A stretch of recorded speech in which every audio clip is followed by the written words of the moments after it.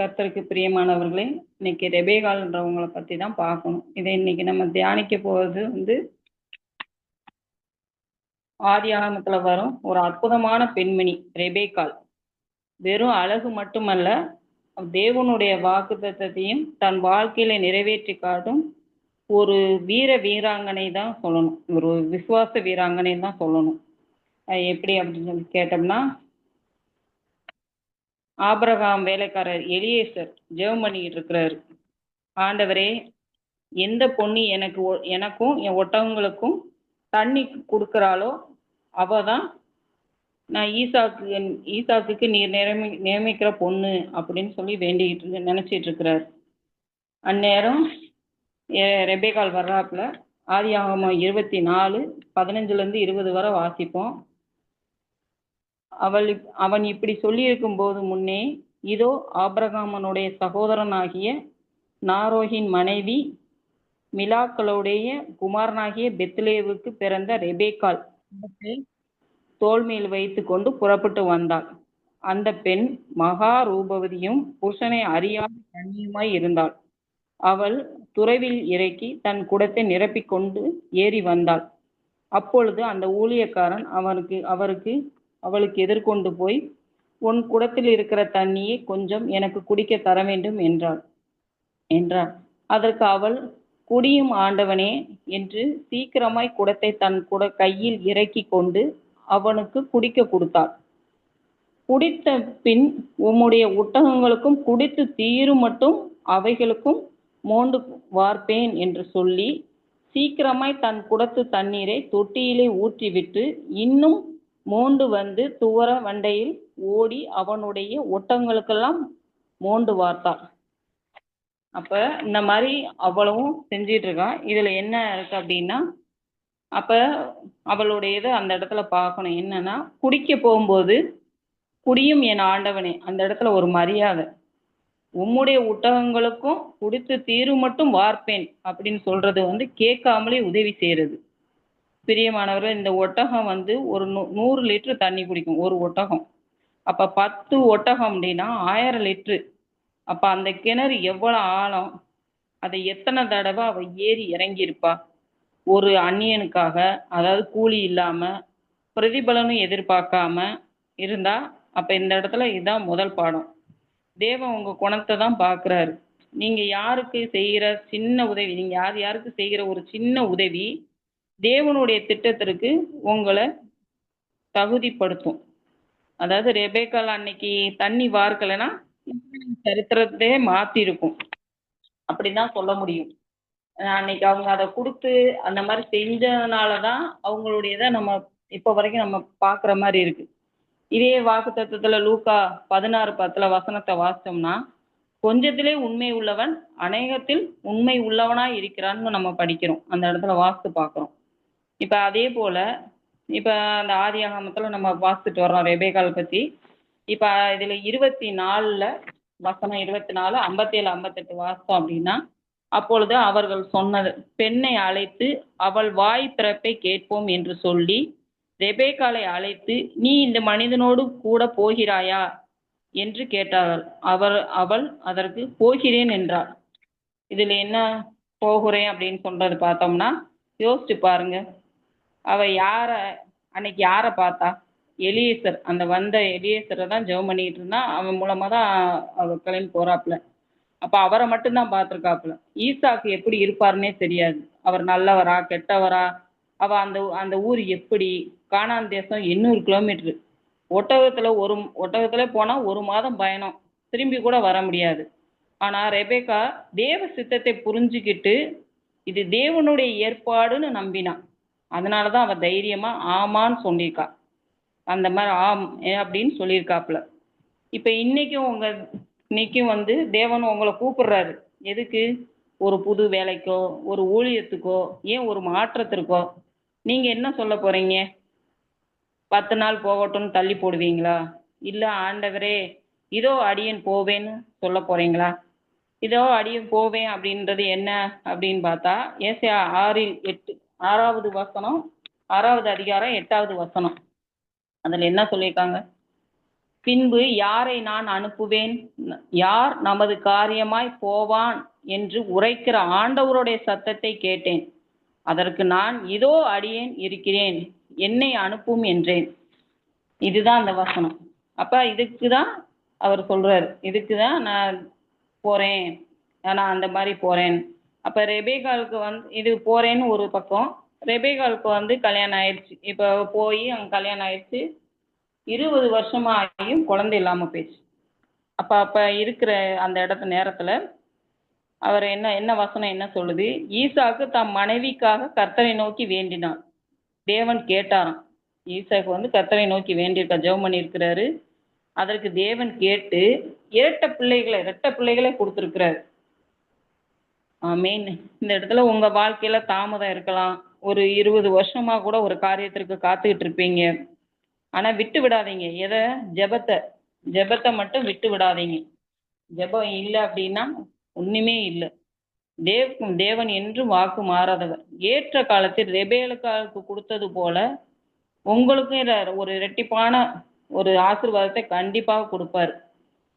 சங்கீதம் 27:14 சொன்ன மாதிரி, கர்த்தருக்கு காத்திரு, அவர் உன் இருதயத்தை சிறப்படுத்துவார், திடமனதா இருந்து கர்த்தருக்கே காத்திரு.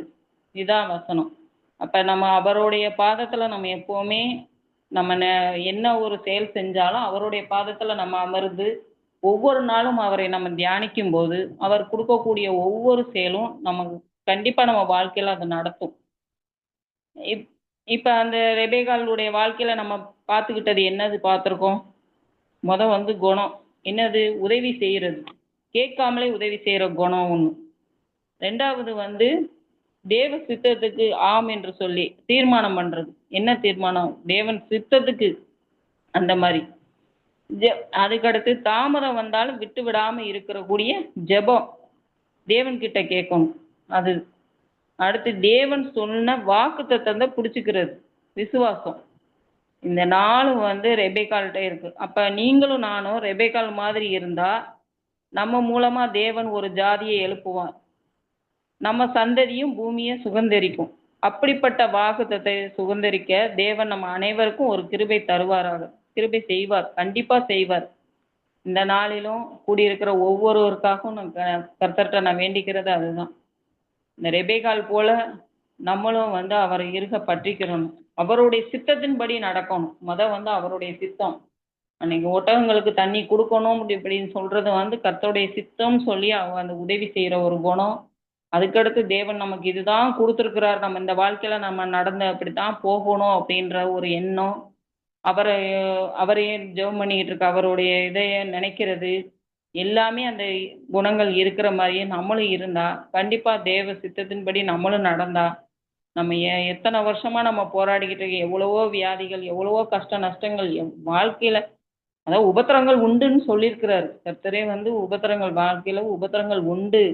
ஆனா அதையும் மீறி நம்ம அவரை எந்த அளவுக்கு நம்ம அதிகமா நேசிக்கிறோமோ அந்த நேசிக்க அவருடைய அன்பு என்னைக்கும் மாறாது, அவருடைய வாக்கு என்னைக்கும் மாறாது. அவரை நம்ம நம்பி இருந்தோம்னா கண்டிப்பா வாழ்க்கையில நம்ம ஜெயிக்கலாம். நான் இதை வந்து ஒரு சாட்சியாக தான் சொல்லுவேன். ஏன்னா நான் இது ஒவ்வொரு நாளும் என்னைக்கு நான் அந்த ப்ரேயரில் நான் இப்படி பேசினதும் கிடையாது, செஞ்சதும் கிடையாது. இதை கூட நான் எப்படி பேசினேன் அப்படின்னா, காலையில் படுத்திருக்கேன், ஒவ்வொரு நாளும் பாட்டு படிக்கிறோம், ஏதாவது ஒரு காரியத்தை நம்மளும் சொல்லணும்னு நினைக்கிறோம். ஆனால் பதட்டம் ஜாஸ்தி. நான் எப்படி என்ன பேச? சரி, கர்த்தரை சுமந்த அந்த தாயார் பற்றி, மரியாள் பற்றி நம்ம நினைப்போமா அப்படின்னு நான் நினச்சிட்டு இருக்கேன். அப்போ எனக்கு காலையில் இல்லை, ரெபேக்காள் யாருன்னே எனக்கு தெரியாது. ஏன்னு கேட்டால் நான் பைபிள் வசனம் படிப்பேன். என்ன வசனம் நமக்கு இதாக இருக்கும், ஒரு சங்கீதமோ ஒரு அந்த மாதிரி தான் படித்து நான் பழகியிருக்கேன். நீதிமொழிகள் இல்லைன்னா சங்கீதம் இந்த மாதிரி தான் படிச்சுட்டு இருந்தேன். ஆதியாகம்லாம் ரொம்ப நாள் ஆயிட்டு நான் படிக்கல அந்த அளவுக்கு. ஆனால் இதைத்தான் படிச்சுட்டே நான் போய்கிட்டே இருந்தேன்.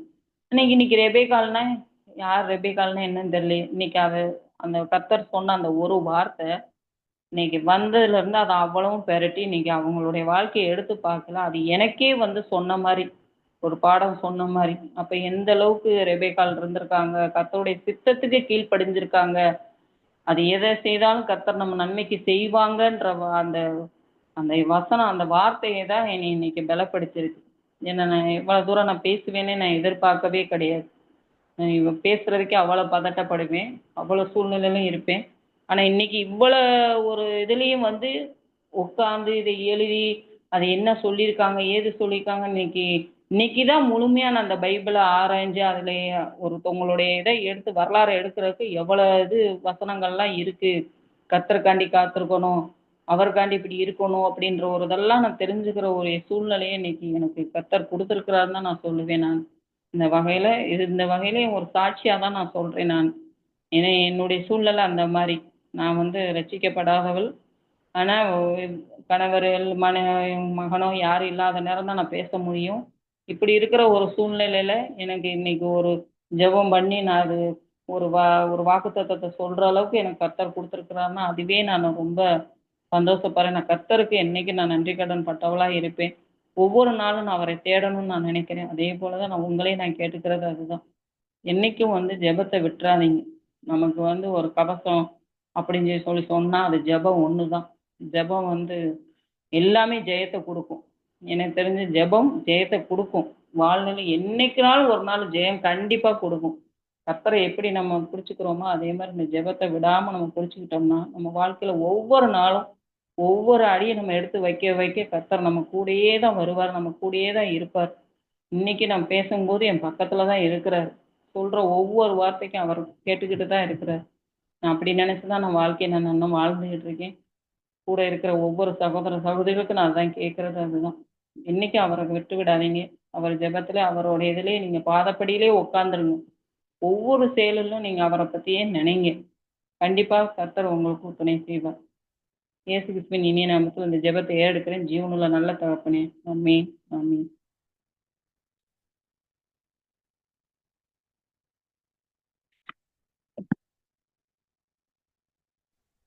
Thank you sister. யாருக்காவது ப்ரேயர் பாயிண்ட்ஸ் இருந்தால் ப்ரேயர் பண்ணலாம். நம்ம சிஸ்டர் நீங்களே ப்ரேயர் பண்ண முடியுமா? ஃபைனல் ப்ரேயர் ஏதாவது ப்ரேயர் பாயிண்ட்ஸ் இருந்தால் சொல்லுங்கள். நம்ம அஜிந்தாவோட அப்பாக்காக ப்ரேயர் பண்ணோம். அவங்க ஹாஸ்பிட்டலில் இருக்கிறாங்க. ஸோ ஆண்டவர் வந்து ஒரு பரிபூர்ண சுகத்தை கொடுக்கணும். அதே மாதிரி ஷில்பாவோட அம்மாக்காகவும் நம்ம பரிபூர்ண சுகத்துக்காக நம்ம ப்ரேயர் பண்ணோம். சித்ரா ஆண்டி எது சொல்றீங்களா ஆண்டி? நான் ஒரு முஸ்லீம் சகோதரருக்காக ப்ரேயர் பண்ண சொல்லியிருந்தேன்ப்பா. அவங்க வந்து ஒரு 50% கொஞ்சம் பரவாயில்ல, கண்ணெல்லாம் முழிக்கிறாரு. ரொம்ப கோமால ஆண்டி இருந்து 48 மணி நேரம் டைம் கொடுத்துருக்குறாங்க. கர்த்தருக்கு நான் நன்றி சொல்றேன். நம்மளோட ஜெபம் தான் அதுக்கு முக்கியமான காரணமா இருக்குது. இன்னொன்னு வந்து இன்னும் கொஞ்சம் அவருக்கு டைம் கொடுத்துதான் இருக்கிறாங்க. அடுத்த ஸ்டேஜ் என்னன்னு பார்த்துட்டு அதுக்கப்புறம் சர்ஜரின்னு சொல்லியிருக்கிறாங்க. சோ அதனால அவங்களுக்காக நம்ம தொடர்ந்து ஜெபம் பண்ணிக்கணும். Okay aunty. யாராவது ஒருத்தர் ஃபைனல் ப்ரேயர் பண்ண முடியுமா? நான் ஆக்சுவலி வெளியே இருக்கிறேன். நான் பண்ணட்டுங்களா? பண்ணுங்க ஆண்டி. வேற யாருக்கா பண்ணணுமா? பண்ணுங்க. வேற யாராவது பண்ணுன்னா சொல்லுங்க. நம்ம இப்போ இல்ல வேற எதுவும் ப்ரேயர் பாயிண்ட்னா அப்படியே சேர்த்து பண்ணி முடிச்சிடுவேன். அதான் அஜிந்தாவுடைய அப்பாக்காக நம்ம ப்ரேயர் பண்ணிருக்கோம்ல. அவங்க அப்பா ஹாஸ்பிட்டல்ல இருக்கிறாங்க. சரி ஒரு ஃபுல் ரெக்கவரி ஆகணும். அதே மாதிரி ஷில்பாவுடைய அம்மாக்கும் கையில அந்த அடிபட்டது ஃபுல்லா சரியாகணும். சரி சரி ஆண்டி. அன்பின் பரலோக பிதாவே, சுவாமி இந்த அருமையான நல்ல ஒரு ராத்திரி வேலை தந்த தயவுக்காகவும் நாங்கள் நன்றியோடு துதிக்கிறோம், ஸ்தோத்திரிக்கிறோம் ஆண்டவரே. ரெபேக்காள் எந்த அளவுக்கு ஏசப்பா ஆண்டவரே உமக்குள்ள இருந்ததால சுவாமி ஏசப்பா ஆண்டவரே யார் எவர் என்று தெரியாது இருந்த சூழ்நிலை கூட சுவாமி ஆண்டவரே நீங்க ரெபேக்காலோட கூட இருந்ததால தன்னுடைய வாழ்க்கையை இசப்பா நிர்ணயம் பண்ணும்போது அவள் அது நீர் தந்த காரியமாக எடுத்துக்கொண்டு இசப்பா ஆண்டவரே அவங்கள பின்தொடர்ந்து போகிறதுக்கு நீங்க உதவி செய்தீங்க சுவாமி. அதே போல இசப்பா எந்த சந்தர்ப்ப சூழ்நிலும் உண்மை விட்டு விலகாமல் நாங்கள் பின்பற்றி கொண்டு அப்பா நாங்கள் இருந்து மற்றவங்க முன்னாடி சாட்சியாக வாழ நீர் எங்களுக்கு உதவி செய்த வேண்டுமா நாங்கள் ஜெபிக்கிறோம். இசப்பா அஜித் அவங்களோட அப்பாவுக்காக நாங்கள் ஜெபிக்கிறோம் சுவாமி. இசப்பா அந்த படுக்கையிலே கூட சுவாமி நீர் அவர்கள் பக்கத்துல இருந்து சப்பா உச்ச தலையில இருந்து உள்ளங்கால்கள் வரைக்கும் சப்பா உடைய ஆணிப்பாய் ஆண்டவரே உடைய ரத்தத்தை நீங்க தெளித்து சுவாமி சப்பா நல்ல சுகத்தை தருவீராக சுவாமி.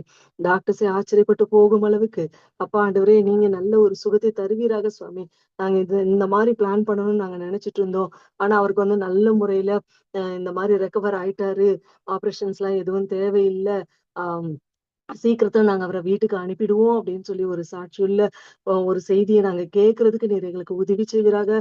அந்த குடும்பத்துல இருக்கிற ஒவ்வொருவரையும் நீர் ஆசீர்வதிப்பீராக சப்பா. ஷில்பாவோட அம்மாவாக உங்களுடைய கரத்துல ஒப்படைக்கிறோம் சப்பா. அவங்களோட கையில அடிபட்டது சுவாமி சப்பா அதை நீ தொட்டு சுகப்படுத்துவீராக ஆண்டவரே. ஆண்டவரே இப்ப எல்லாருமே சுவாமி இந்த டீம்ல உமக்காக ஏசப்பா ஆண்டவரே ஓடி உழைக்கிறாங்க சுவாமி. ஏசப்பா இந்த ஊழியத்துல அதிகமா ஈடுபட்டு கொண்டு இருக்கிறாங்க சுவாமி.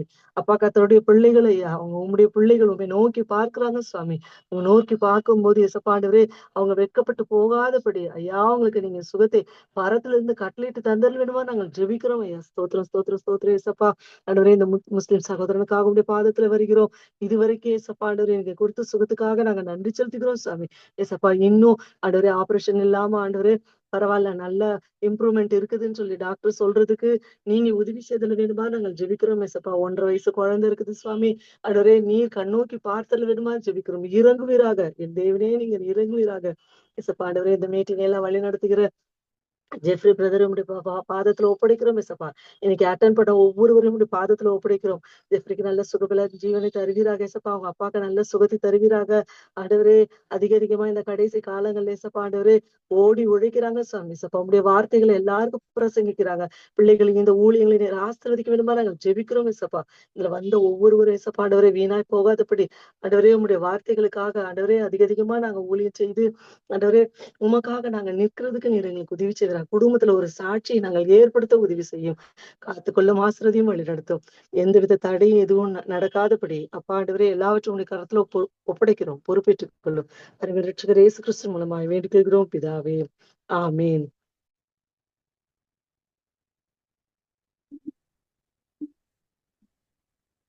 Thank you aunty. நாளைக்கு இதே மாதிரி 8:55 ஜாயின் பண்ணலாம். Thank you so much Muthulakshmi sister.